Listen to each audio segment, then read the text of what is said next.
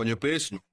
ஆமா, நன்றிங்கிற வார்த்தைக்கு உனக்கெல்லாம் அர்த்தம் தெரியுமா? என் வாழ்க்கையில உன்ன மாதிரி ஒரு நன்றி கெட்டவள நான் பார்த்ததே இல்ல.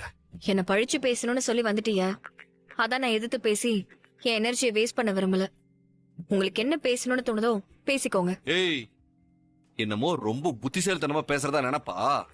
ஏய், நீ என் வீட்டுக்கு வந்ததும் உனக்கு நான் எம்புட்டு நல்லது பண்ணிருப்பேன்.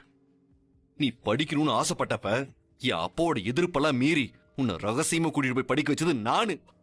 உன்னை பரீட்சை எழுத வச்சது நானு. நீ டாக்டருக்கு படிக்கணும்னு சொன்னப்ப அதுக்கும் உனக்கு உதவி பண்ணது நானும் என் அப்பா தாவும். இப்படி இருக்கிறப்ப ஊரு முழுக்க 18 வயசு குழந்தைகளா கல்யாணம் பண்றாங்க.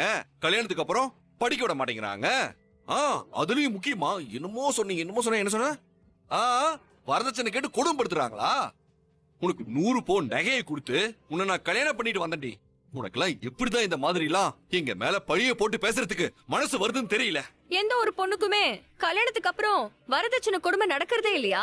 கல்யாணத்துக்கு அப்புறம் படிக்க கூடாது, வேலைக்கு போக கூடாது, அடுப்படையிலே இருக்கணும்னு சொல்லி எந்த பொண்ணையும் யாரும் சொல்றது இல்லையா? மருமகனுக்கு சப்போர்ட் பண்ணி பேசிக்கிட்டு இருக்காங்களா? தேர்தல்ல அவனை எதிர்த்து நிக்கிறேன்னு சொல்லி ஏண்டி இப்படி எல்லாம் பண்ணிக்கிட்டு இருக்க? 2 பேர்ல யாராவது ஒருத்தர் விட்டு கொடுத்தாதாண்டி கல்யாண வாழ்க்கை இனிக்கும்.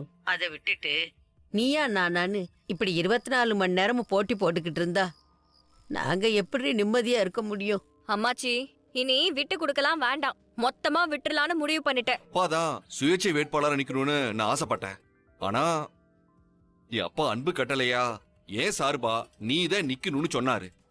அதனாலதான் என் அப்பாவோட அன்பு கட்டளைய ஏத்துக்கிட்டு இந்த எலெக்ஷன்ல நிக்கிறேன்.